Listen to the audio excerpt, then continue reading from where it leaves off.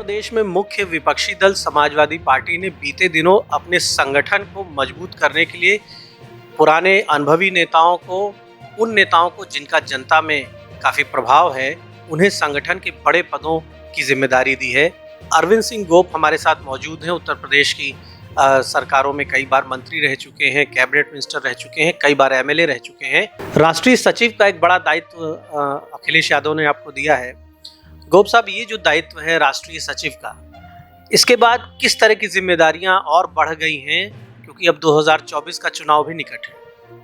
दीपक जी, मैं सबसे पहले अपने नेता राष्ट्रीय अध्यक्ष जी को धन्यवाद देना चाहूंगा कि जिम्मेदारी हमें दी उन्होंने। जहाँ तक संगठन की बात है, हम लोग संगठन की पैदाइश हैं। ये मेरा सौभाग्य है कि हमने राजनीति की शुरुआत देश के सबसे बड़े नेता आदरणीय मुलायम सिंह यादव जी से सीखी है। हम लोग राजनीति के मुलायम सिंह यादव जी के विद्यार्थी हैं। और मैं यहाँ प्रदेश के संगठन में भी रहा महामंत्री, अखिलेश जी की सरकार में भी हम कैबिनेट में रहे हैं, और फिर अखिलेश जी ने अपने साथ राष्ट्रीय जिम्मेदारी हमें दी है। आप देखते होंगे हम बाराबंकी में रोज किसी न किसी विधानसभा में रहते हैं संगठन के काम से। हमने कल भी जैतपुर में अपील की, अभी हम हैदरगढ़ जा रहे हैं, अपील की कि हमें संगठन और बूथ कितना मजबूत बनाना है कि जो 2024 का लोकसभा चुनाव है उसमें बिना अखिलेश यादव जी की दिल्ली की सरकार नहीं बननी चाहिए। समाजवादी पार्टी का बहुत बड़ा योगदान होना चाहिए और ज्यादा एमपी उत्तर प्रदेश से समाजवादी पार्टी की जीत के जाए। निश्चित तौर पे आपने जो बात कही है कि बूथ लेवल की जो मजबूती है, और शायद बीजेपी ने काफ़ी फोकस इस पे किया है, इसलिए लगातार 2 लोकसभा चुनाव और उत्तर प्रदेश में लगातार 2 विधानसभा चुनाव उन्होंने जीता है। तो बूथ लेवल मैनेजमेंट के एक्सपर्ट भाजपा वाले माने जाते हैं, और अब ये एक चुनौती भी है, एक जिम्मेदारी भी है कि उनसे बेहतर करके दिखाएं। तो उनसे बेहतर करने की क्या रणनीति? दीपक जी, समय की बात है। 2014 से पहले भारतीय जनता पार्टी का संगठन कहाँ था, और समाजवादी पार्टी संगठन पूरे देश में लोहा माना जाता है। समाजवादी पार्टी 4 बार सरकार उत्तर प्रदेश में बनी, बड़ी संख्या में एमपी जीत गए, नेताजी रक्षा मंत्री रहे, केंद्र में लोक आय मंत्री रहे। मेरा ये मानना है कि समाजवादी पार्टी कार्यकर्ता बहुत वफादारी के साथ, बहुत भरोसे के साथ बूथ पे काम करता है। ये सही बात है, सच को मानना चाहिए कि हम चुनाव हारे हैं लोकसभा विधानसभा में, लेकिन यही बात सही कि हम 47 से 100 एमएलए जीते, 111-12 एमएलए हमारे होगा आज की तारीख में। हमारा वोट का परसेंटेज बढ़ा, विधायक बढ़े, मेरी ताकत बढ़ी है। अखिलेश यादव जी शानदार नेता हैं। अखिलेश यादव की जो सोच है वो डेवलपमेंट का है, नौजवान है, वो खिलाड़ी, छात्र, व्यापारी, महिला, गरीब सबके लिए सोचते हैं। आज गांव में जो हाल है, किसान नौजवान परेशान है, रोजगार की बड़ी समस्या है। तो हम संगठन का काम अखिलेश जी के नेतृत्व में मजबूती से करेंगे। हम आपको भरोसा दिलाना चाहते हैं कि अब की बाराबंकी का में सांसद भी सपा का होगा, और प्रदेश में बड़ी संख्या में एमपी जीत के जाएंगे अखिलेश यादव के नेतृत्व में। गोप जी, उत्तर प्रदेश का जो विधानमंडल है बड़ा गौरवशाली उसका इतिहास है, और आप भी उस विधानमंडल के कई बार सदस्य रहे हैं। जो दृश्य पिछले दिनों, कल परसों और उसके पहले 2-3 दिनों से सदन में बजट सत्र के दौरान दिख रहा है, जिस तरह से कठोर भाषा का इस्तेमाल दोनों पक्षों से हो रहा है, और कल अखिलेश जी ने भी कहा कि मर्यादा की सीमा लांघी गई, पिता का नाम लेकर बाप जैसे शब्द का प्रयोग किया गया। तो उत्तर प्रदेश की जो राजनीति है, और आप एक पुराने जनप्रतिनिधि हैं, जनप्रतिनिधियों को क्या आपको लग रहा है संयम खो रहे हैं, तैश में, क्रोध में? वो आचरण जो आदर्श आचरण होना चाहिए, लाखों लोग अब टीवी पे टेलीकास्ट देख रहे हैं, मोबाइल में देख रहे हैं, जनता में किस तरह से उत्तर प्रदेश के नेताओं को एक आदर्श स्थिति प्रस्तुत करनी चाहिए? लोकतंत्र में जनता की बात सुनी जानी चाहिए।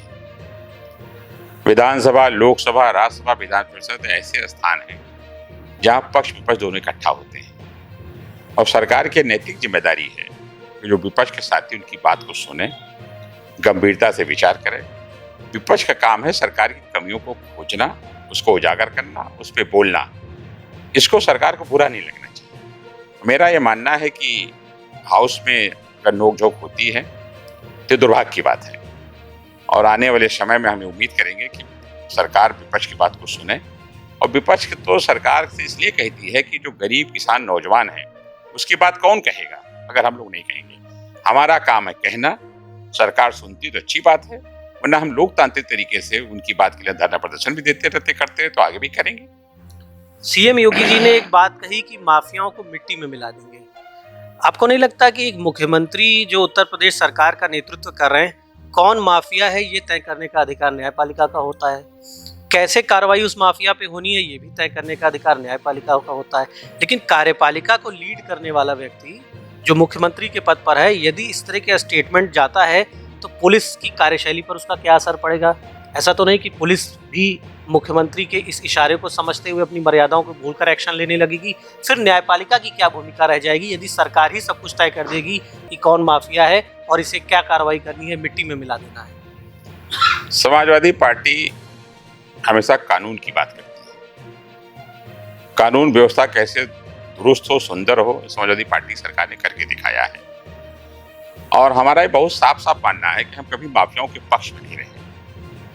माफिया की ना कोई जात होती है, न कोई धर्म, न कोई पार्टी। माफिया माफिया है। माफिया के विरोध हमको आप सबको मिलकर करना चाहिए।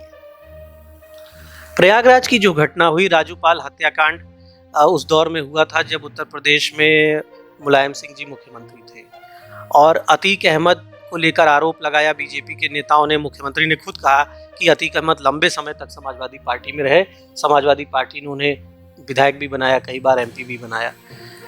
आपको नहीं लगता कि समाजवादी पार्टी में इस समय वो नहीं है, उनकी पत्नी बसपा में है, लेकिन समाजवादी पार्टी का जो पुराना इतिहास रहा है, माफियाओं से जोड़कर कहीं ना कहीं बीजेपी समाजवादी पार्टी को दबाव में लेने की कोशिश करती है और एक मॉरल प्रेशर क्रिएट होता है इससे?